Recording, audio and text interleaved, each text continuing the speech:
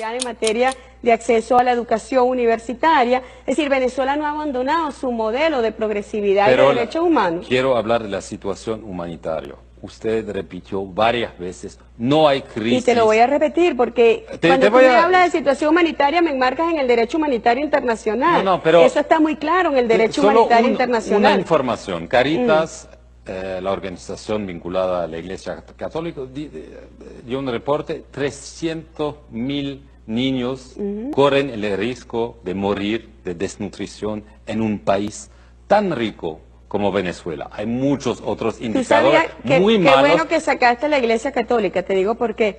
Porque durante los 5 meses de violencia que tuvimos en Venezuela, las personas que protagonizaron y estuvieron en la violencia, primero iban a las iglesias y los curas le daban la bendición y le decían vayan a la violencia. Entonces eso son mentiras. Entonces te voy a decir lo siguiente, en Venezuela 8 millones de niños reciben todos los días en sus centros educativos, reciben el desayuno, reciben el almuerzo y reciben la merienda. Entonces son mentiras. Yo te estoy diciendo que es mentira. Es mentira, es muy grave. Y te vuelvo a negar que en Venezuela hay una situación humanitaria. ¿Qué situación humanitaria tienen ustedes en el Mediterráneo? Venezuela no tiene una situación humanitaria. ¿Pero por qué no aceptar ayuda humanitaria de las Naciones Unidas? No, porque no hay una situación humanitaria. No hay una situación humanitaria. No hay una situación humanitaria.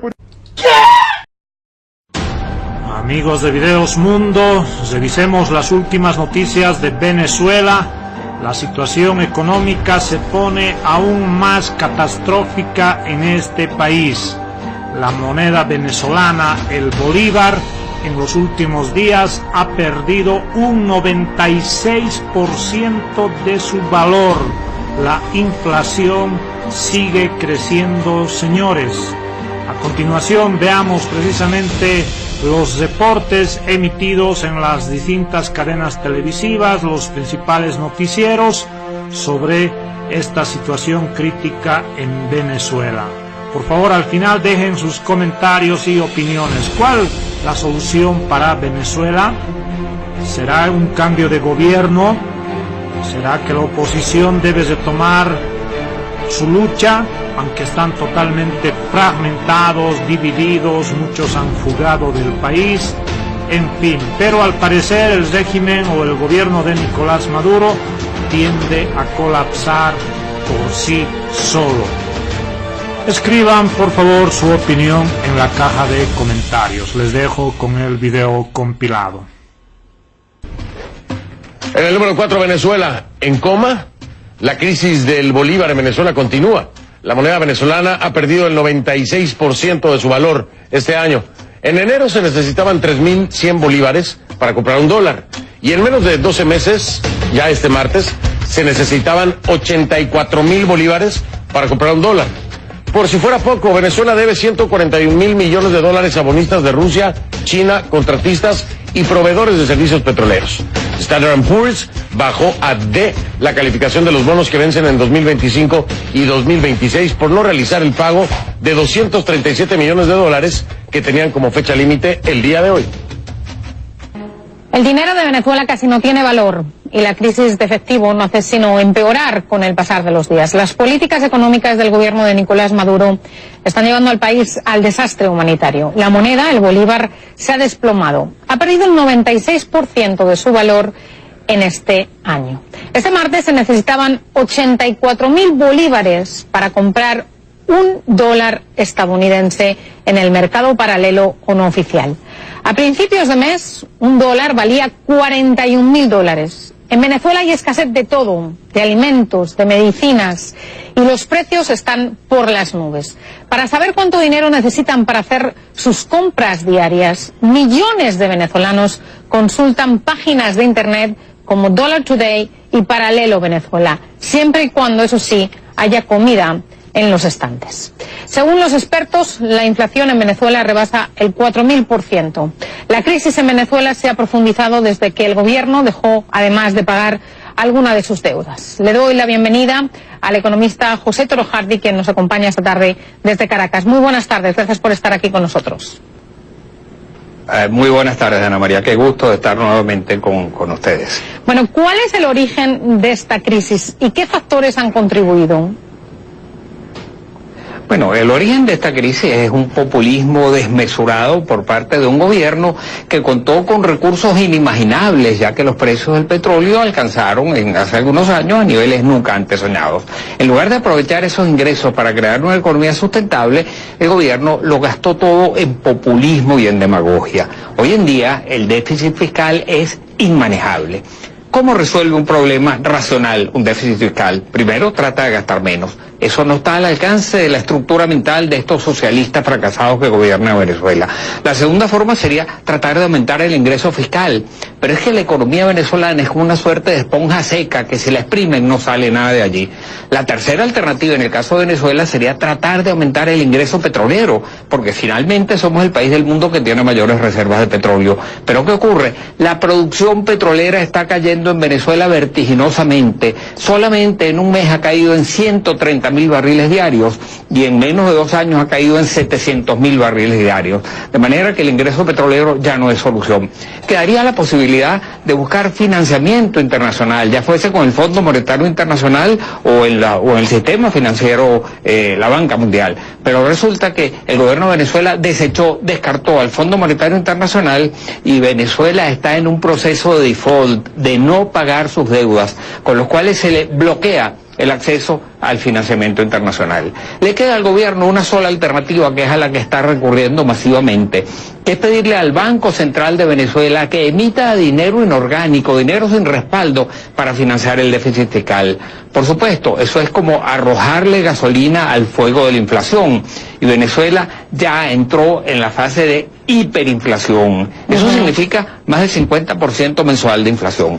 Esto en medio de un proceso de escasez brutal de alimentos, de medicinas y de casi cualquier otra cosa, donde los venezolanos cada vez tienen mayores problemas de empleo y además tienen que sufrir una inflación de más del 50% mensual, significa un deterioro muy grave en la calidad de vida de los venezolanos, significa una caída muy severa, una contracción de la economía, que por cierto en 4 años es del orden del 40% por habitante. Si la comparamos con la Gran Depresión de los Estados Unidos, en la cual en 4 años la caída del Producto Interno Bruto por habitante fue de 28%, aquí es de 40%. Ahora, eso nos da una idea de la magnitud de la crisis. Ahora, le quería preguntar, usted hablaba del default, de producirse, por ejemplo, ¿cuál sería el objetivo de los acreedores? Bueno, es que ya se está produciendo el default. Ya hay un default selectivo declarado en varios bonos de la deuda pública. El objetivo de los acreedores va a ser, por supuesto, tratar de cobrar sus deudas. ¿Y qué tratarían de hacer los acreedores si el gobierno no paga? Bueno, va a tratar de ir contra los activos de Venezuela en el exterior. El principal activo que Venezuela tiene en el exterior es Citgo, allí en los Estados Unidos. Es el principal brazo comercializador del petróleo venezolano, que está, por cierto, grabado en un 100%, está hipotecado 100%. Pero además, Venezuela tiene tanqueros petroleros que van llevando petróleo por el mundo. Todos ellos podrían ser embargados en un momento determinado. Al mismo tiempo, no es solo la deuda externa, es que como el gobierno de Venezuela ha venido incumpliendo numerosos contratos, ha perdido muchos litigios internacionales, muchos arbitrajes internacionales, de manera que son muchos los acreedores que van a tratar de ir en contra de los activos de Venezuela. La única solución que esto tiene es un cambio de modelo. Y un cambio de modelo no luce factible si no hay un cambio de gobierno. Rusia es uno de los países que se ha mostrado dispuesto a ayudar al gobierno de Nicolás Maduro, pero ¿es esa ayuda suficiente y, por ejemplo, dará para hacer frente a los gastos del próximo año, del 2018? No, desde luego que no. Rusia lo único que hizo fue refinanciar una deuda atrasada que tenía Venezuela por concepto de compras de armas. Pero el monto de lo refinanciado fue 3.000 millones de dólares. Eso no llega al 1,5% de las deudas que Venezuela tiene en el extranjero, con el sistema financiero internacional. Son más de 150.000 millones de dólares que en este momento debe Venezuela. Y Rusia lo que hizo fue refinanciar 3.000 millones de dólares. El otro que el gobierno de Venezuela suele decir que lo va a ayudar es China, pero China no ha mostrado ningún interés en aliviar la deuda, en aliviar financieramente a Venezuela. Y la banca financiera internacional, por supuesto, lo que está es en un proceso progresivo de default. son varias. Hoy, esta misma semana Venezuela dejó de pagar dos bonos, dos cantidades importantes en bonos que tenía, y esto va sumando y sumando a este proceso de default en el cual Venezuela está cayendo aceleradamente. Y este default, por cierto, se transformaría, si llega, una vez que se produzca en toda su magnitud, llegaría a ser el segundo más grande del mundo. El más grande fue el caso de Grecia, recordemos hace algunos años, y en este caso vendría Venezuela. Esto sería muy grave. Tenemos que terminar, pero muy brevemente quiero que me responda a esta pregunta. El tema de las sanciones, ¿cuán determinante ha sido en esta crisis? ¿Cómo los inversionistas pueden negociar si, por ejemplo, el vicepresidente Tarek El Aissami y el ministro de Finanzas están sancionados por el Departamento del Tesoro estadounidense? Bueno, los acreedores americanos sencillamente no se pueden sentar a negociar con estos señores que han sido sancionados, con el vicepresidente de Venezuela y con el ministro de Finanzas de Venezuela, que están ambos en la Comisión de Refinanciamiento. Más allá de eso, refinanciar probablemente pasa por cambiar bonos nuevos que se emitan por bonos viejos ya vencidos. Pero resulta que las sanciones no le permiten a los acreedores americanos recibir bonos nuevos de la deuda pública venezolana o de PDVSA, que es la empresa petrolera de Venezuela. Pues como siempre, un placer tenerlo aquí en Portafolio Global, el economista José Toro Hardy desde Caracas. Muy buenas tardes.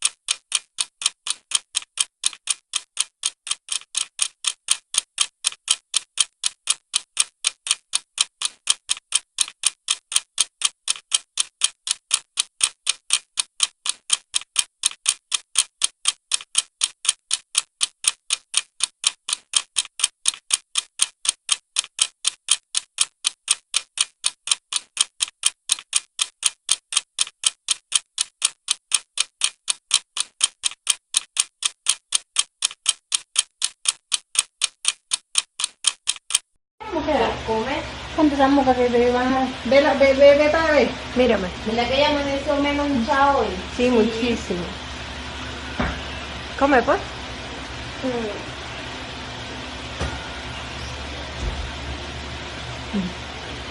¿Me quieres parar?